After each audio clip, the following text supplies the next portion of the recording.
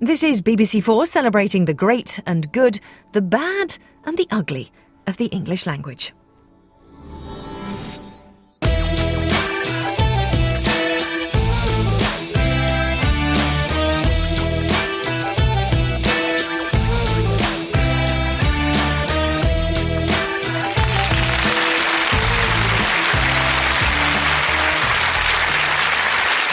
Welcome to Never Mind the Full Stops, the show that celebrates the wonders of our majestic mother tongue and seeks to halt the relentless march of lazy, incorrect English, which is kind of like, you know, sort of everywhere these days in it.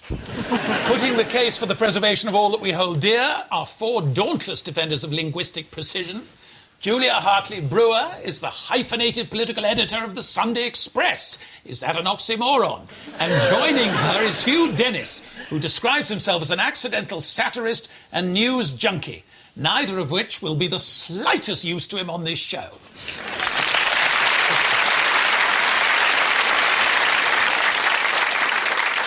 Facing them is a man who sounds like he should be an American screenplay writer. In fact, he's a comedian from Kent.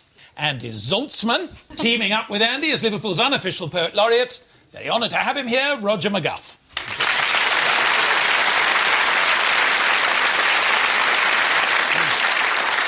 Before we get underway, I wonder if our panellists have any particular gripes about the way the mother tongue is used and abused. Julia. I have to say, the word I most hate being misused is decimated, which correctly means like a tenth has gone, 1 in 10. 1 in 10. Roman soldiers would be killed. The worst case ever was on the BBC website, where it had a headline saying, "Rhinos decimated by half." So not only was it incorrect, they'd also used the incorrect meaning of the incorrect meaning. I did actually call up and they got it changed while I was on the phone. Hugh. The thing I really hate are in offices are the things that say, warning, trip hazard. And you go, well, what is wrong with mind the step or mind the cable? Or the other one is slip hazard. Warning, slip hazard. You think how awful it would have been if Sir Walter Raleigh had gained the favour of Elizabeth I by stopping her stepping in a slip hazard. The one I think is very elegant, and it's really the inelegance of it that I hate, is on London tube trains. When you put it in, it says mind the gap. Now, that's perfectly obvious. You just mind the gap. It doesn't say warning, plummet hazard, or does it? I'll tell you what, don't need these signs. I bet you don't know, for a bonus point, the name of the actor who records Mind the Gap. Richard Burton, isn't it? No. Is he on repeat fees? Because he's earning a hell of a lot of royalties. No, he does it all live. There's a chap called Tim Bentinck, who also plays David Archer. How's that for some interesting minute? Andy, what about you? Well, to me, the greatest threat to our national linguistic heritage, even perhaps to the very fabric of this nation itself, is misuse of the apostrophe, which has escalated alarmingly in recent years. Really, since the end of the Cold War, there have been rogue apostrophes just rambling around the countryside, inserting themselves into words where they simply aren't required. Roger, what about you? I'm one of these people who does say, I got in the habit of saying, when I can't think of the word, which is a sort of apologetic. I'm being apologetic, What I don't like, when people say, you hear what I'm saying. You hear what I'm saying? You understand my meaning? Which is aggressive. You feel like apologising all the time, but again, apologising, that sort of thing. About picking up on what Hugh was saying, the idea about this lovely signs everywhere, like motorway signs. I love things like heavy plant crossing. You can see it, Triffid, coming along. And there's a lovely poem by Adrian Henry called, was it Poem for a Beautiful Female Pump Attendant on the M6? I wanted your soft verges, but you gave me the hard shoulder. Now, as this is the BBC, and we here at Never Mind the Full Stops take our responsibilities very seriously indeed, I've decided that in every show, the team should devise a mnemonic that our dear viewers may take away and use at their leisure. The sort of thing, a little aide-memoire of the kind you learnt at school, like Richard of York gave battle in vain for the colours of the rainbow. Although I've never personally sorted out indigo, but nevertheless very useful. Teams, to limber up your linguistic limbs, I want you to devise a mnemonic for a tricky-to-spell word, and today you must improve upon this. Never eat cake, eat salad sandwiches and remain young, which you will already have worked out spells the word necessary. We give you to the end of the show to nurture your prize-winning mnemonics. I want one each. Now, it's often the case, this is Andy's round, that the smaller something is, the more trouble it causes. My mother once said, beware of small men. For every Napoleon, there are 1,000 Charlie Drakes. I stuck with that. Anyway, back to the small things, and so it is with the humble apostrophe. It seems insignificant, unnecessary, and like modern celebrity culture, you've no idea what good it serves. But get the wrong side of an apostrophe, and hello, all manner of mayhem may ensue. Teams, your role. Put this mischievous little creature firmly and properly in its place. Starting with Hugh and Julia. Here's your perniciously punctuated paragraph. Typing while under the influence wasn't ideal. When James tried to write E's, he put S's instead. His plural abbreviations were no better. The EGs and etceteras were a minefield. Surveying the page, James's conclusion was that it was the typewriter's fault, not his. Are we happy with that? Let's get rid of them. Can we get rid of full stops if we don't like them? That seems a bit wild. That's our final answer. Is that it? OK. Yeah, I think. Typing while under the influence wasn't ideal. You've put in the apostrophe quite right. When James tried to write E's, he put S's instead. There is an apostrophe there, actually, although it always makes me feel uncomfortable. His plural abbreviations were no better. The EGs, the eggs, wouldn't make sense. You need both full stops, so you lose something for that. And etceteras were a minefield, because it's two abbreviated words, not one. Surveying the page, comma, yes, why not? James's, you missed the S. It should have been... You are not required to write the second S. It is a very common mistake now to think that if a name ends in S, and since mine does, I'm something of an expert on S, you don't have to put in the extra S, but you do. If I am in the possessive, it is Julian Fellows', not Julian Fellows with apostrophe, as if there was a group of us. I'll arm wrestle you for that That's a plural possessive or whatever it is, and it's wrong. Conclusion was that it was the typewriter's fault. Quite right, you put in the apostrophe there. Etceteras and EGs are an interesting point of debate. And if you had not put apostrophes in there, I couldn't have taken it out of your marks. Over to Andy and Roger. Andy and Roger, here's your apostrophic abomination. Make of it what you will. Juggling badgers is his thing, said Peter. I don't understand you, said Roger. Does he juggle badgers or teach badgers juggling? The latter, said Peter. He's taken them to a carpenter's shop to get juggling clubs made. Amazing, said Roger. The badgers, that is, not the clubs. Well, there's a lot of extremely unwarranted apostrophes. Can I say I think we would have done a lot better with this one? Oh, really? Do you want a comma between the... Well, it certainly wasn't a flawless performance, so obviously there was room for improvement. Understand you. OK, how about... We're done. You're done, they're done. Done. OK, let's see. Juggling badgers, yes, you've taken it out, is his thing, comma, I agree, said Peter. I don't, you put it in, understand you, said Roger. Does he juggle badgers? Yes, no apostrophe. Or teach badgers juggling? Again, quite correct. The latter, comma, said Peter. This is good, these commas. He's taken them to a carpenter's shop. Both of those are correct. To get juggling clubs. Out it's come, made. Amazing, said Roger. That's a comma. That might Looks not like a sort of cross, doesn't it? Yeah, we crossed out the full stop and put the comma in. I think that's wrong, actually. Amazing, said Roger, is really completed. The badgers, that is, not the clubs. I'm thrilled that you have taken out the second exclamation mark. Yes. I would always take out any exclamation mark I could find. But I think the removal of that full stop was a mistake. What if it had been a ... little ellipsis? Well, it's not counted? exactly a sort of thriller, is it? I mean, Well, it is. In the world we can follow what's happening here. Well, I think we have to understand the dull world that Peter and Roger live in. That is I think what we have to do, Andy, is move on. But I'm a little disappointed by that full stop, so not full points. Roger, you wrote a poem about apostrophes, didn't you? I did, actually, yes. Yes, I love apostrophes. I mean, given half a chance, I'd have been one. It's not too late. It's not too late, Roger. Little children's poem. Thank you. Goes, 'twould be nice to be an apostrophe floating above an S, hovering like a paper kite in between the its. Eavesdropping, tiptoeing, high above the that's, an inky comet spiralling, the highest tossed of hats. Charming.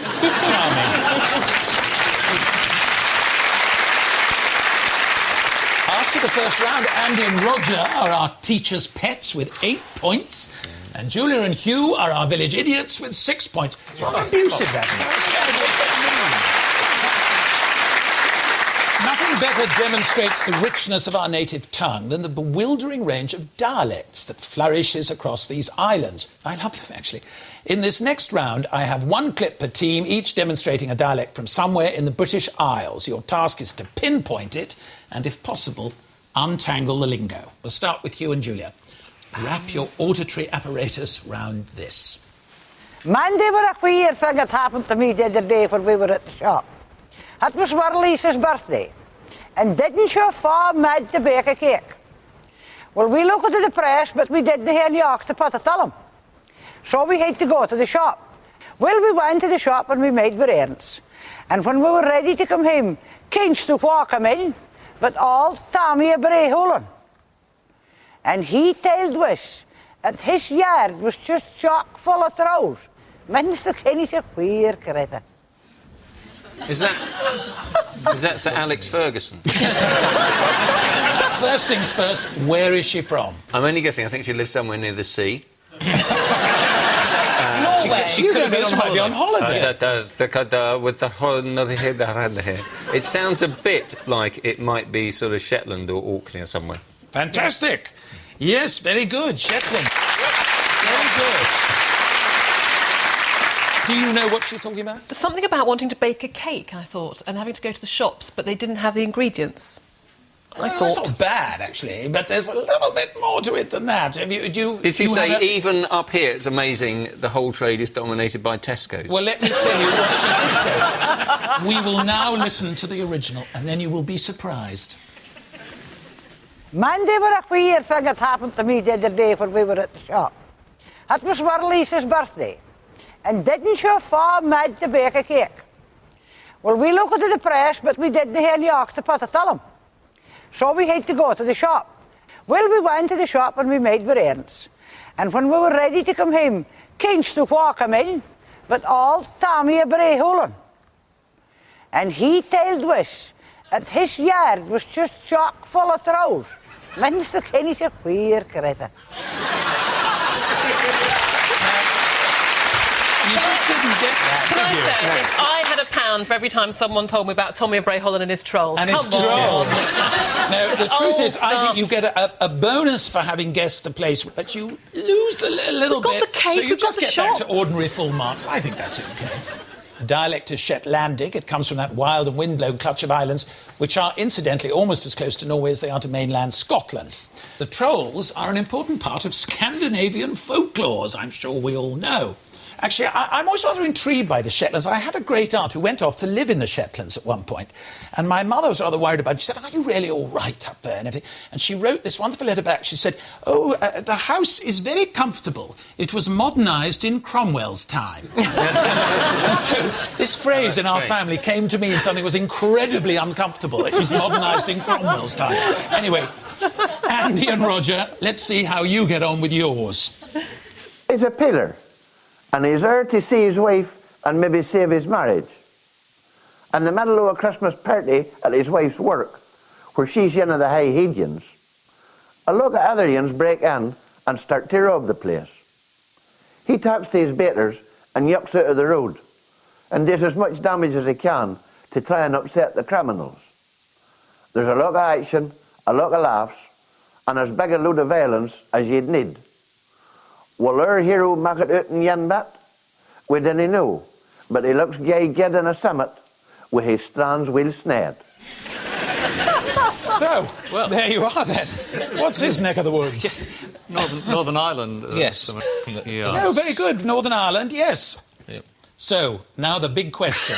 What's he did he talking say? about? What was it, Criminal? I thought he was just talking about a film at first, Criminals, and I lost it totally after the first. Well, I think you might be on the right lines. I think it did sound like a film that he'd seen miraculously understood and, Very good. and been very impressed by. It is indeed a film he's describing. I don't suppose you can get us to the film, or at least describe the plot. He did say at the end, I believe his strand's well snared. So that narrows it down. Mountain, possibly. Can we have a go? It's quite a violent film. There was quite a lot of... It is a very violent film. I think it was Home Alone. He was talking about Christmas and the Not Home criminals. Alone. And... Goodfellas. No, not for you. You haven't got a better idea. It might be Terminator or something, Is isn't it The Godfather? Yes, it might be Terminator, but it isn't. The film, in fact, is Die Hard, and you will now see him describing it. He's a pillar, and he's there to see his wife and maybe save his marriage. In the middle of a Christmas party at his wife's work, where she's one of the high Hedians, a lot of other ones break in and start to rob the place. He talks to his baiters and yucks out of the road and does as much damage as he can to try and upset the criminals. There's a lot of action, a lot of laughs, and as big a load of violence as you'd need. Will our hero make it out in one bit? We didn't know, but he looks gay good in a summit with his strand well snared.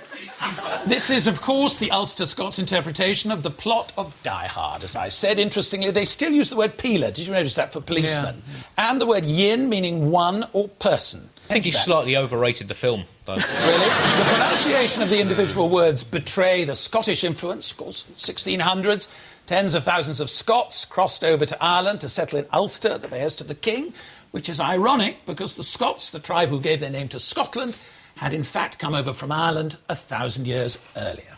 Right, well done, both of you. At the end of that round, claiming their Oscars are Andy and Roger on 10 points. Going straight to video are Julia and Hugh on 8. Although it's closer than that sounds, isn't it?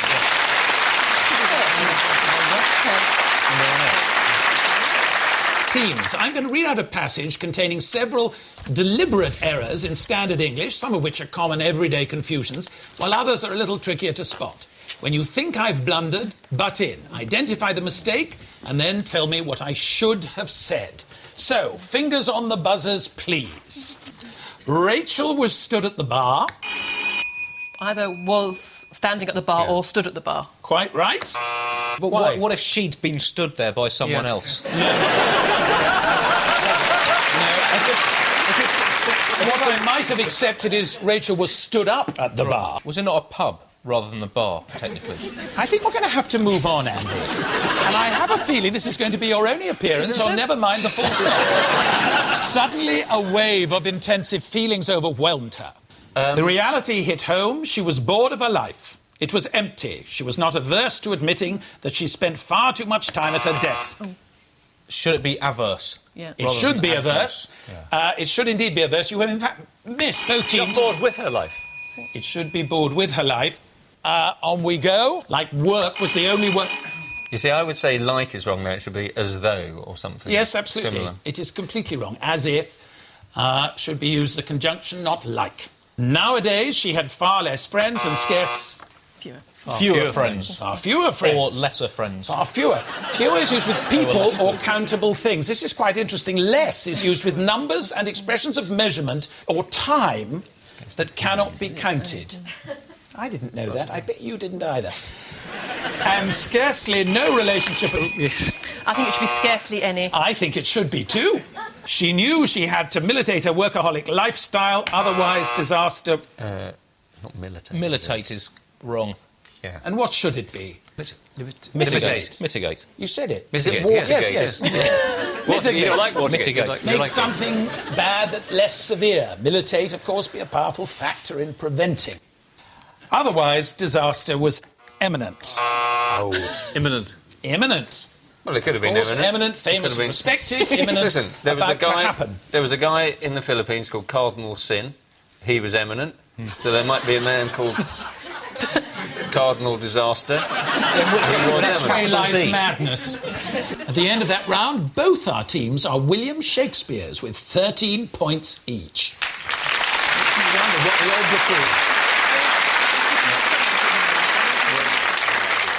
English is in a constant state of flux and renewal. There's no more dramatic example of this than the rise of text messaging. It's a modern version of the telegram, which died out because everyone had a telephone, the self-same telephone that we're now using, in effect, to send telegrams again. Genius. Teams, you are about to see familiar sentences, all written in unfamiliar text jargon. Heaven knows it's unfamiliar to me. All you have to do is return them to the original. Hugh and Julia, this is the first example. Can you transform this back into the original? Don't make me cross, presumably. You like me when I'm cross. Don't make me cross. Angry. Don't make me angry. You won't like me when I'm angry. That's really clever, actually. Do you know that phrase? Vaguely. But you know what I really hate is that writing words like that takes longer with a predictive mobile phone, which all phones now have, than just writing normal English. I wouldn't answer a text message I'm like the that. man who writes text messages with nevertheless and however. Anyway, you were absolutely correct. Don't make me angry. You won't like me when I'm angry. It is rather the better, immortal words of the green-eyed monster of inquietude, the Incredible Hulk. Anyway, Andy and Roger, see if you can demystify this lovely little message.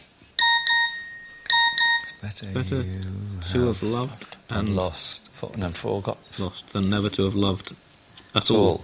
Yeah. Why is 404? Yeah. It's better, to have loved and lost than never to have loved It's at all. better to have loved and lost than never to have loved at all. The 404 is so horrible as to be almost interesting.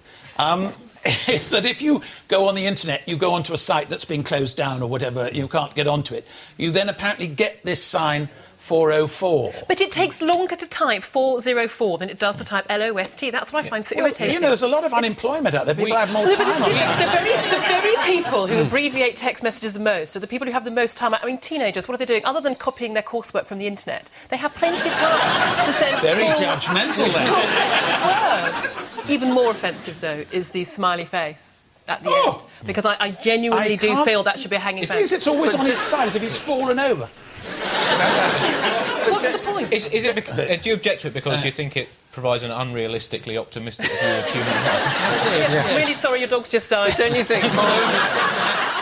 My teenage daughter was out late the other week, and 15-year-old, and I text her, "Come home now," and sent it off. I got a return right away from an actor called Mark Warren, said, "I don't think this message was meant for me." Anyway, back to Hugh and Julia. Chew over this one and see what you can come up with. It sleeps. Canines. Dogs lie. Let sleeping dogs lie. Yes. There we are. Let sleeping dogs lie. I couldn't at the beginning get the K9. When I said it, of course, K9. Yep. That's almost entertaining, actually. I mean, I hate the thing of text messaging, but K9 I think is quite funny. Anyway, Andy and Roger, see if this strikes a chord with you. Dark. This is very easy, actually. Dark side of the moon. Yeah. Yes. You would have been very feeble not to get that one, I think. No. Really? Dark Sid. Or at least, Dark Sid of the probably moon. a reference to Sid No, Barrett. Andy, you're playing with your points here. Play away, young Which man. one are you going with? We'll go with side. Dark side of the moon. OK. Why is that percentage thing got a 7 in the middle of it? Because it's the 00, moon. Anyway, I am reliably informed that Dark Side of the Moon is an album by a pop group called Pink Floyd. What is this, a pop group called Pink Floyd? Popular music combo. I'm not 112. God almighty. Yes, I remember when an album was something you put stamps in. Excuse me, I was part of the swinging 60s. Do you have all of their 78 inches? I know, just because I look like an old fart now, I was out on the dance floor then. Wow.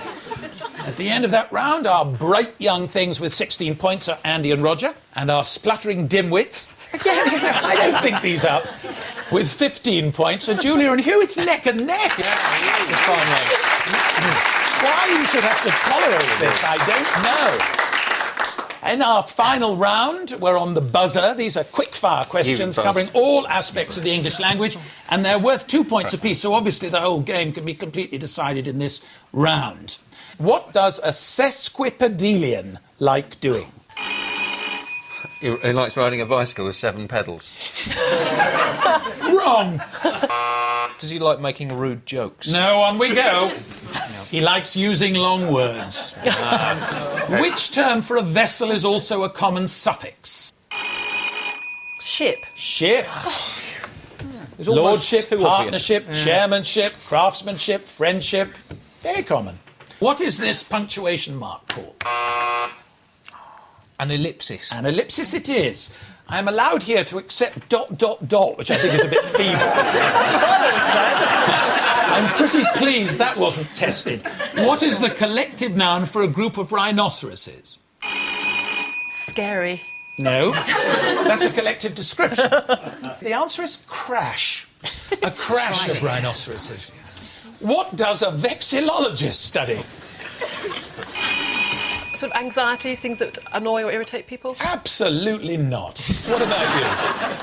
Vexillus. No, you haven't got it. The answer is flags. What is the only common word in the English language that ends in MT? No, that's wrong. That's patently wrong. MT. MT, the last two letters. No, the answer is dreamt. Oh. I dreamt. The tension's too much. What is the next word in this sequence? Primary, secondary, tertiary? Quaternary. You're absolutely right. Extra points for that. It's slightly different for that. What does this word mean? Taxiing. What's the question again? Taxiing. Taxiing, yes. As in As in the planes planes going down landing. runways waiting to take off. Yes, it does. They rang their bell before the buzzer. They rang the bell before they knew what the question was. That is a tactic you have to use on University Challenge. Yeah. I know. Every time I pressed the buzzer, it was too late. You have to press it when you think you just might know the answer, and that's what Julia did. That's a little early, because we haven't even got the question. That is now the end of the quiz. While the mathematicians in the attic work out their final scores, let us return to our mnemonic. Necessary. Julia. Naughty elves can enthusiastically sing songs and regularly yodel. Never has a truer word been said. Never ever call elephants small, stupid animals. Ruminated Yoda.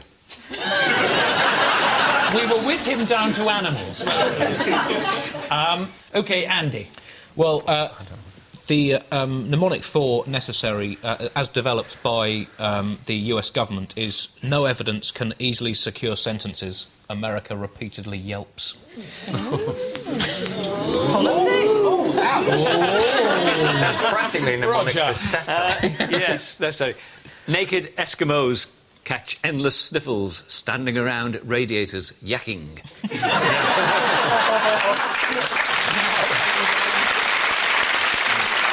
Which brings us to the end of our show.